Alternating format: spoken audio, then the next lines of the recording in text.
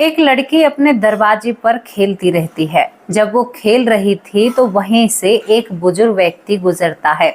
जब बुजुर्ग व्यक्ति गुजरता है तो वो लड़की जो उसने फ्रॉक पहना हुआ था उससे अपने मुंह को ढक लेती है। माँ ये सब कुछ देख रही थी और वो हंसने लगती है कि देखो ये कितनी सी है और अपने चेहरे को ढक रही है। अंदर जाती है, सर पे पल्लू डालती है, एक दुपट्टा उठाती है और भागकर इस बुजुर्ग व्यक्ति के पैर छू लेती है। अब ये बुजुर्ग व्यक्ति बड़ा ही आशीष देता है, आशीर्वाद देता है। कितनी सी बच्ची है, घूंघट कर रखा था और आशीर्वाद लेने के बाद अपनी माँ से कहती है, ये मेरे ससुर जी हैं, इनका मान सम्मान करो। अरे माँ, इन्हें चाय पानी पर तो बुलाओ। अब माँ थोड़ी सी हैरान हो जाती है। माँ कहती है कि मेरी इतनी सी गुड़िया तो ऐसी बातें करती है, तेरी बातें ना उठाई जा ना रखी जा, तो ऐसी बातें क्यों करती है? हाँ, तू हमेशा खेल खेल में जब भी ये बूढ़ा यहाँ से गुजरता है तो तू इससे पल्लू लेती है और इसे अपना ससुर बताती है, ऐसा क्यों करती है? दोस्तों, वो लड़की खुद ही 4 साल की थी और 4 साल की उम्र में एक बुजुर्ग व्यक्ति को अपना ससुर बता रही थी, जबकि वो व्यक्ति उसी गांव का था। आगे चल के जो इन बातों का भेद खुलता है ना, वो बहुत आश्चर्यजनक होता है। आगे चल के जो बातें पता चलती हैं वो भी बहुत आश्चर्यजनक होते हैं। अब तक आपने बेटे का पुनर्जन्म देखा था, बेटी का पुनर्जन्म देखा था, किसी ऐसे व्यक्ति का जिसकी आत्मा तड़पी हो, लेकिन आज तक आपने क्या किसी बहू का पुनर्जन्म देखा? और उस बहू ने जब याद किया तो सभी लोगों से माफी की कि मैंने गलत किया आप लोगों के साथ, जो मैंने व्यवहार किया, जो अपने साथ किया, क्योंकि वो अपने आप को ही इस दुनिया से दूर भेज देती है। दोस्तों, ये पूरी कहानी कहाँ घुमा कर ले जाती है और क्या इस कहानी में राज थे? क्यों उस बहू ने माफी मांगी? क्यों वो एक बुजुर्ग व्यक्ति के पैर छुआ करती थी? क्या वो सच में ही उनकी बहू थी या फिर ये सब ऐसे ही चल रहा था? बहुत ही रोचक स्टोरी है। जो कहता है ना पुनर्जन्म नहीं होता, उसके पास इस वीडियो को फटाफट से शेयर कर दीजिए, क्योंकि आज भी ये लड़की बुढ़ापे की तरफ है लेकिन जिंदगी जी रही हैं। इनके 2 बच्चे हैं, नाती पोते हैं और बहुत अच्छे से, बहुत बढ़िया तरह से आज भी इनको याद है कि इनका बीता हुआ जन्म कैसा होता है। तो चलिए दोस्तों, आपको एक रोचक सी स्टोरी की तरफ ले जाते हैं। ये स्टोरी अलीगढ़ के किशनपुर गली नंबर 4 से शुरू होती है। यहाँ से पहले ये स्टोरी, यहाँ पर जो गांव होता है यानी कि त्रिलोकपुर गांव, त्रिलोकपुर गांव में इस लड़की का जन्म होता है। त्रिलोकपुर गांव में इस लड़की का जन्म होता है और इसकी शादी अलीगढ़ के किशनपुर में होती है। अब त्रिलोकपुर की आप लोगों को बात बताते हैं हम। त्रिलोकपुर में इसका जन्म हुआ था। जन्म के साथ दाई माँ ने इसको पैदा किया था। उस वक्त समय ही ऐसा था, आज करीबन ये एक कम 70 की होंगी, इतनी ज्यादा इनकी उम्र है। और जब ये पैदा हुई थी, दाई माँ ने जब इनको पैदा किया था, तो इनके गले पर यहाँ पर आज भी निशान है। आज ये बुढ़ापे में है, फिर भी इनके गले पर वो निशान आज भी बरकरार है, जो निशान पिछले जन्म का था। दोस्तों, यहाँ पर ये त्रिलोकपुर में जब जन्म लेती हैं तो वहां पर इसके माँ बाप इससे बहुत लाड प्यार करते हैं, लेकिन ये निशान उन्हें रह रह कर खा रहा था। यहाँ पर इसकी दादी कहती है कि जरूर पिछले जन्म का मामला है, इसके गले पर निशान है, लेकिन घर वालों को ये नहीं पता था कि ये मामला इतना बिगड़ा हुआ है। धीरे धीरे जिंदगी बीतती है, धीरे धीरे ये लड़की बड़ी होती है, तो इस लड़की के हाव भाव ना थोड़े बदले हुए थे। बदले हुए क्यों रहते हैं? इस लड़की का नाम भी आपको बताऊं, इसका नाम माया देवी रखा जाता है। हाव भाव बदले क्यों रहते हैं?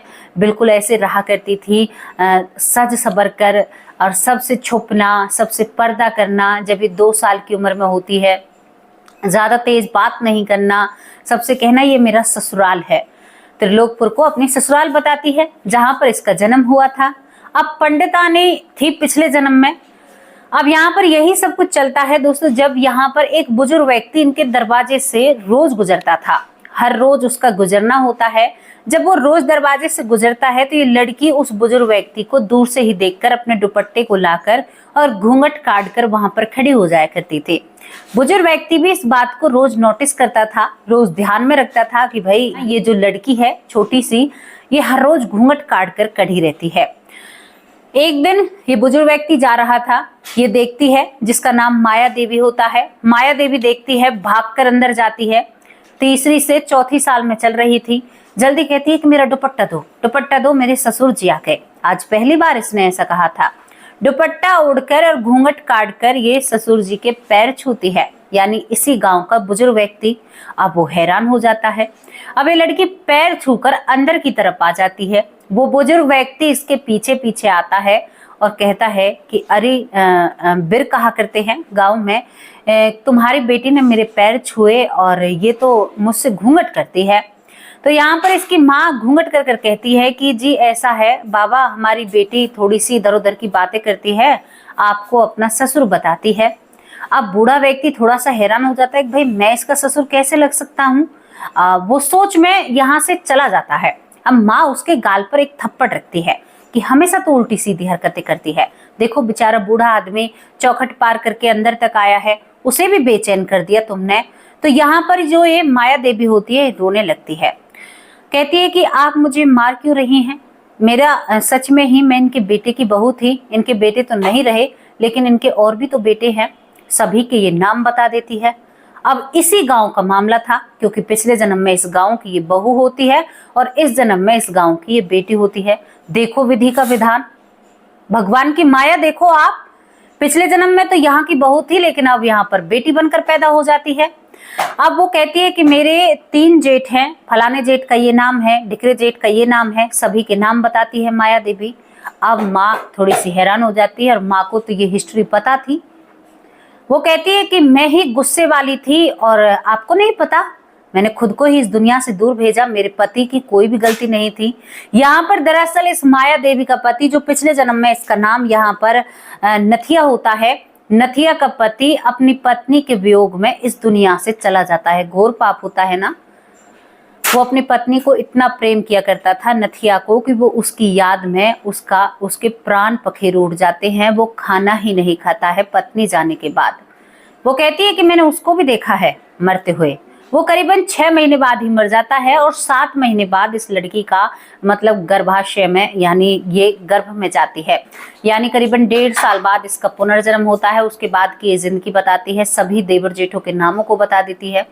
अब ये सारी बातें यहाँ पर माया देवी की जो माँ होती है अपने पति से साझा करती है कि जी आपकी बेटी जो माया देवी है इस तरह की बात कर रही है। जो फलाने घर के वो व्यक्ति है ना, जिनकी बहू ने अपने आप को इस दुनिया से दूर भेज दिया था। गांव में सब ये समझते थे कि इन लोगों ने माया देवी को मारा है, यानी माया देवी जो पिछले जन्म में नथिया थी। तो उस परिवार के ऊपर कलंक लगा हुआ था और उस परिवार के ऊपर इतना बड़ा कलंक था कि लोग बात बात पर कह देते थे कि तुम अपनी बहू को खा गए। यानी हो नहीं जाता है। अब कानून की नजरों में तो नहीं थे गुनहगार, खुद ने माया ने किया था, लेकिन जो यहाँ पर नथिया देवी होती है, अब ये क्या करे कि पूरे गांव में सबकी देखो मानसिकता अपनी होती है। सब मरने वाले को बेचारा ही कहते हैं, चाहे वो कितना बड़ा दोषी हो, चाहे कुछ भी हो। कहते हैं कि एक सहानुभूति आ जाती है उसके साथ। अब यही सब कुछ चल रहा था। अब यहाँ पर माया देवी थोड़ी सी और बड़ी होती है और ये बुजुर्ग व्यक्ति रोज यही हाल, जब भी देखे जब भी ससुर जी के पैर ले। अब यहाँ पर माँ बहुत ज्यादा परेशान हो जाती है। बेटी को कई बार समझाया था कि बेटी तू ऐसे पैर मत लिया कर, अच्छा नहीं लगता, ये तुम्हारे बाबा लगते हैं, तुम इस गांव की बेटी हो। और यहाँ पर ये बात बढ़ने लगती है। माया देवी 5वीं साल में जब चलती है तो माया देवी अब इस बुजुर्ग व्यक्ति के साथ जाने को तैयार होती है। कहती है कि मैं अपने घर में जाऊंगी और मैंने अपने घर वालों पर मेरी वजह से मेरे घर वालों पर गलत आरोप लगे हैं। क्योंकि ये अब भी सुनती है, कहती है कि अरे और गांव की महिलाएं इकट्ठी होती हैं, कहती हैं कि सच में ही तुम्हारी जो बेटी है वो नथिया ही है, सच में नथिया ने ही दूसरा जन्म लिया है। तो यहाँ पर माया कहती है कि हाँ मैं नथिया हूँ, तुम्हें नहीं पता।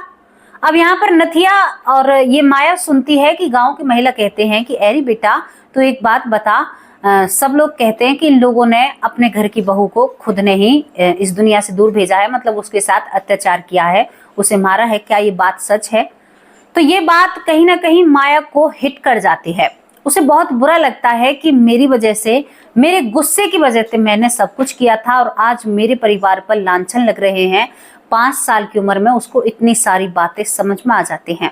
दोस्तों एक तरीके से तो परिवार के लिए अच्छा ही हो रहा था। ऐसा बहुत कम देखने को मिलता है। परिवार डूब गए ऐसी सारी चीजों में, कोर्ट कचहरी केस, और यहाँ पर बहुएं खुद ऐसे कदम उठाती हैं।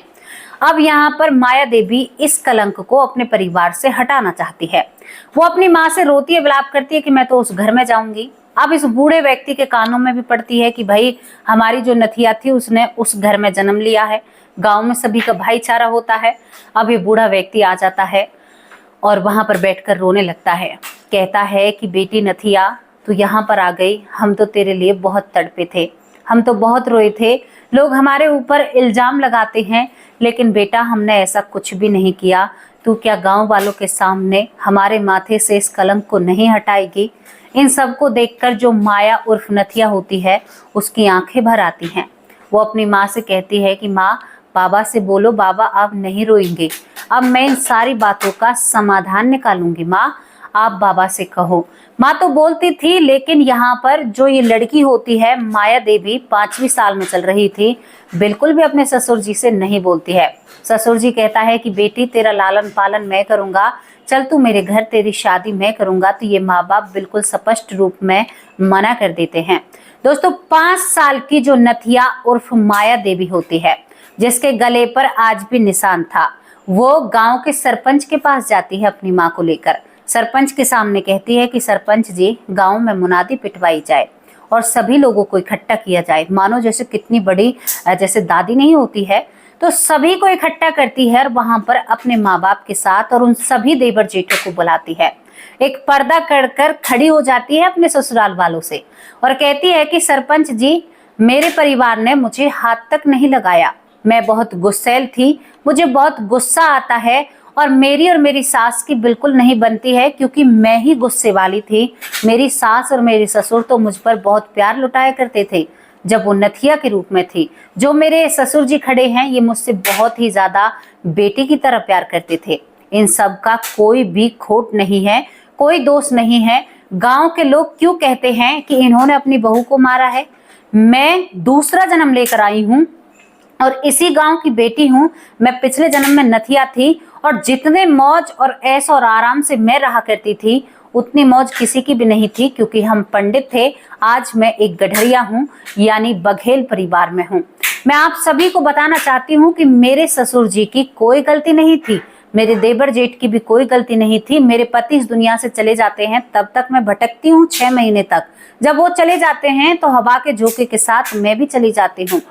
पूरे गांव के सामने पूरे गांव के लोग होते हैं और 5 साल की यहाँ पर जो माया देवी होती है वो खुलासा करती है और कहती है कि आज के बाद मेरे इस परिवार को कोई भी नहीं सताएगा, क्योंकि मेरे परिवार का दोष नहीं है, बिल्कुल भी मेरे परिवार का दोष नहीं है।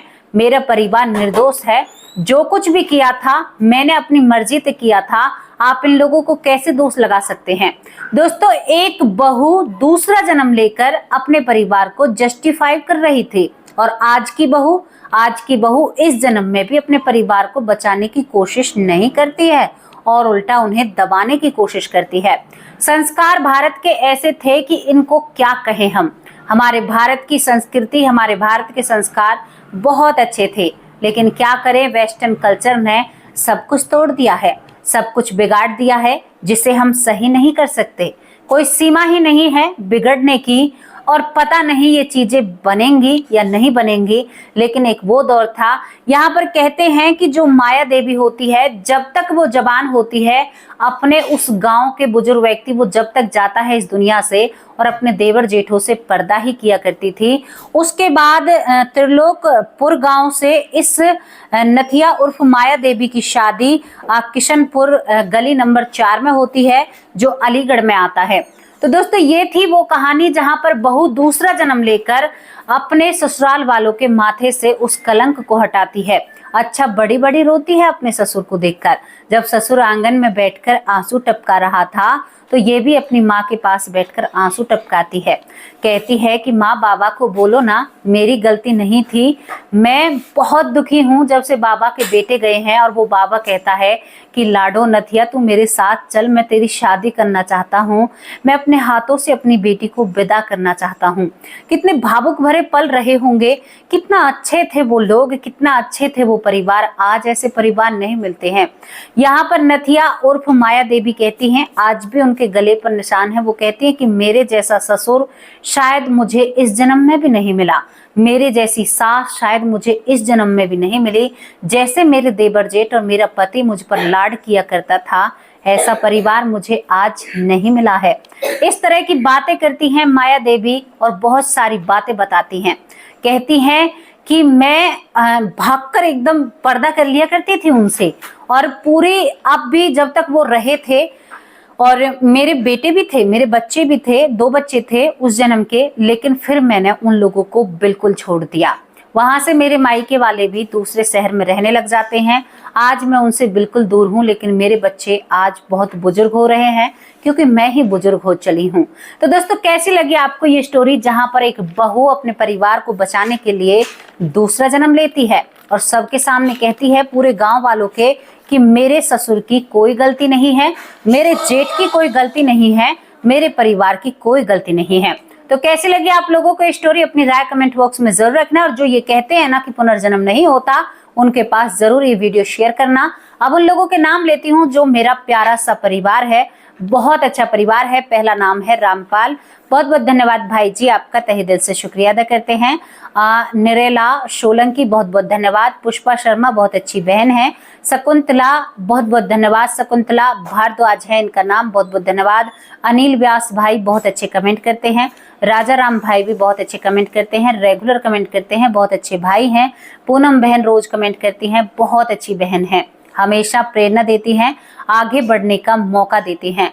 सुनीता बहन भी रोज कमेंट करती हैं। सुरेंद्र पाल कौर, बहुत प्यारी बहन है, विदेश से देखती हैं, हमेशा हमारा ख्याल रखती हैं, सेहत का भी ध्यान रखती हैं और बहुत प्यार लुटाती हैं, मनोबल बढ़ाती हैं। बहुत बहुत धन्यवाद बहन। दीपक गुप्ता, बहुत बहुत धन्यवाद दीपक भाई, कैसे हो आप? अंजू बहन कैसी हो? मीनू मिश्रा, बहुत अच्छी बहन है, बहुत अच्छे कमेंट करती हैं।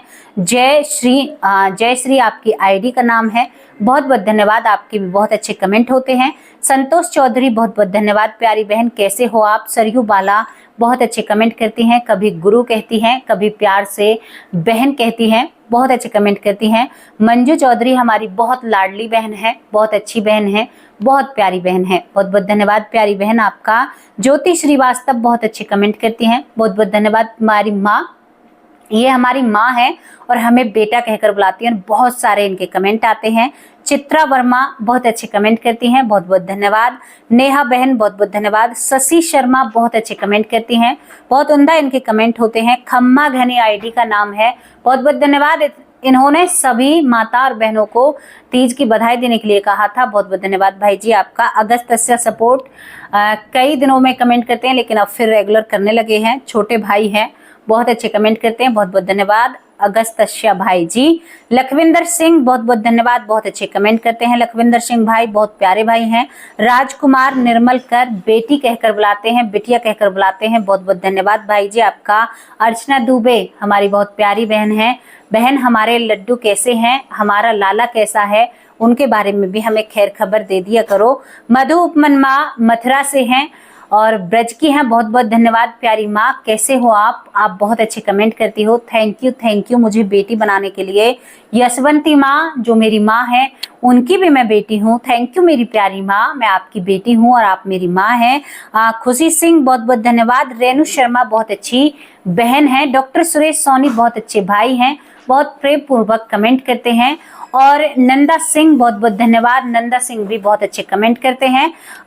भगवत सिंह, बहुत बहुत धन्यवाद, भगवत सिंह भाई भी बहुत अच्छे कमेंट करते हैं। मदन लाल, बहुत बहुत धन्यवाद। केवी ज्यादा राजकोट, बहुत अच्छे भाई हैं, बेटी कहकर बुलाते हैं। बबीता सिंह दिल्ली से, बहुत अच्छी बहन है। भूप सिंह भाई, अच्छा बबीता सिंह दिल्ली से बहुत अच्छे कमेंट करते हैं, हमेशा भगवान का नाम लेती हैं और हमेशा हमें याद दिलाती रहती हैं। थैंक यू मेरी प्यारी बहन। भूप सिंह भाई, बहुत बहुत धन्यवाद, भूप सिंह भाई हमें बेटी कहकर बुलाते हैं। यहाँ पर बिमला दलाल माँ, कैसी हो आप? आप बहुत अच्छे कमेंट करती हो और बेटी कहकर बुलाती हो। नारायण स्वरूप भाई, बहुत बहुत धन्यवाद आपका। यहाँ पर रणवीर सिंह, बहुत बहुत धन्यवाद। लूना राम मोदी छोटे भाई हैं, बहुत बहुत धन्यवाद आपका, बहुत अच्छे कमेंट होते हैं। यहाँ पर ज्ञान तारा सरस्वती, बहुत अच्छी बहन है, ज्ञान का भंडार है, बहुत अच्छे कमेंट करती हैं। दामंती बहुत बहुत धन्यवाद। दयामंती दामंती है, शायद दयामंती है, बहुत बहुत धन्यवाद आपका। पारस जाखड़ भी बहुत अच्छे कमेंट करते हैं। श्री राधे बहुत बहुत धन्यवाद। पिंकी जी बहुत बहुत धन्यवाद। रामायण कुशवाहा दोबारा आ गया है शायद, बहुत बहुत धन्यवाद। भाई बेटी कहकर बुलाते हैं। तुलसी शर्मा भाई भी मुझे बेटी कहकर बुलाते हैं। तारा देवी बहुत बहुत धन्यवाद, यहाँ पर बहुत अच्छे कमेंट करती हैं। ललिता यादव जो हरियाणा से हैं, मेरी बहुत प्यारी माँ है, बहुत बहुत धन्यवाद प्यारी माँ। ऐश्वर्या माँ ने रिप्लाई दिया, अपनी सेहत के बारे में बताया, थैंक यू प्यारी माँ, बहुत बहुत धन्यवाद, आप ठीक हैं तो मुझे बहुत खुशी है। अर्चना दुबे बहुत प्यारी बहन है, बहुत अच्छे कमेंट करती हैं, बहुत बहुत धन्यवाद। सुरेंद्र कुमार भाई बहुत बहुत धन्यवाद। योग माया शाहू बहुत अच्छे कमेंट करती हैं, बहुत प्यारी बहन है। विभास सिंह बहुत बहुत धन्यवाद। वैशाली गुप्ता बहुत अच्छे कमेंट करती हैं। पुष्पा पांडे बहुत बहुत धन्यवाद। महेंद्र दीक्षित भाई बहुत अच्छे कमेंट करते हैं। यहाँ पर एक हमारे भाई हैं जितेंद्र सिंह जो दिल्ली से हैं, उनकी माता कमेंट करती हैं, हमारी बहुत प्यारी बहन है, वो भी बहुत अच्छे कमेंट करती हैं। रंजना मिश्रा बहुत बहुत धन्यवाद। यहाँ पर महेंद्र पांचाल भाई बहुत अच्छे कमेंट करते हैं, बहुत बहुत धन्यवाद भाई जी। राधा मिश्रा बहुत अच्छे कमेंट करती हैं, बहुत उम्दा इनके कमेंट होते हैं और हमेशा हमें एक आगे बढ़ने का मौका देती हैं। यहाँ पर अन्नू सिंह दिल्ली से, ये भी बहुत अच्छे कमेंट करती हैं। लालाजी शर्मा बहुत बहुत धन्यवाद। पर्वत दास बहुत अच्छे कमेंट करते हैं और बिटी का बॉस हमारी बहुत प्यारी बहन है, वो भी उम्दा कमेंट करती हैं। जो बिटी का बॉस हैं वो बहुत अच्छे कमेंट करती हैं और बहुत ही ज़्यादा लाड़ दुलार है उन पर हमारा। थैंक यू प्यारी बहन, कैसी हो आप, अपनी राय। और बीबी सिंह भाई भी बहुत अच्छे कमेंट करते हैं। दीपा गुप्ता बहुत बहुत धन्यवाद। बहुत प्यारा परिवार है और बहुत बड़ा परिवार है। मेरे परिवार के मेंबर रह जाते हैं, हर रोज रह जाते हैं, लेकिन फिर भी मैं पूरी कोशिश करती हूँ कि आप सभी के नाम लिए जाएं, आप सभी को याद किया जाए, क्योंकि आप हमारा परिवार हो। जो भी रह गए हों बिल्कुल भी बुरा मत मानना, मुझे माफ़ कर देना अगर आपके कमेंट नहीं लिए गए हैं और मैं आप लोगों से माफ़ी मांगना चाहती हूँ। एक हमारी सीमा बहन है लखनऊ से, वो भी बहुत अच्छे कमेंट करती हैं, बहुत बहुत धन्यवाद। मिष्टी सोनी भतीजा है, मिष्टी सोनी भतीजी है। हिमांशु सोनी भतीजा है हमारा, बहुत बहुत धन्यवाद, दोनों का बहुत अच्छे बच्चे हैं। गीता उपाध्याय बहुत बहुत धन्यवाद, बहुत अच्छे कमेंट करती हैं। बहुत ही आप सभी लोगों के कमेंट पढ़कर बहुत अच्छा लगता है। अब आप लोगों से विदा लेने की बारी आ चुकी है और आपको ये कैसी लगी, जिस बहू ने दूसरा जन्म लेकर सफाई दी, तो आपको स्टोरी कैसी लगी अपनी राय कमेंट बॉक्स में जरूर रखना। कल हाजिर होंगे एक सच्ची और अच्छी स्टोरी के साथ, तब तक के लिए नमस्कार, जय हिंद, जय भारत।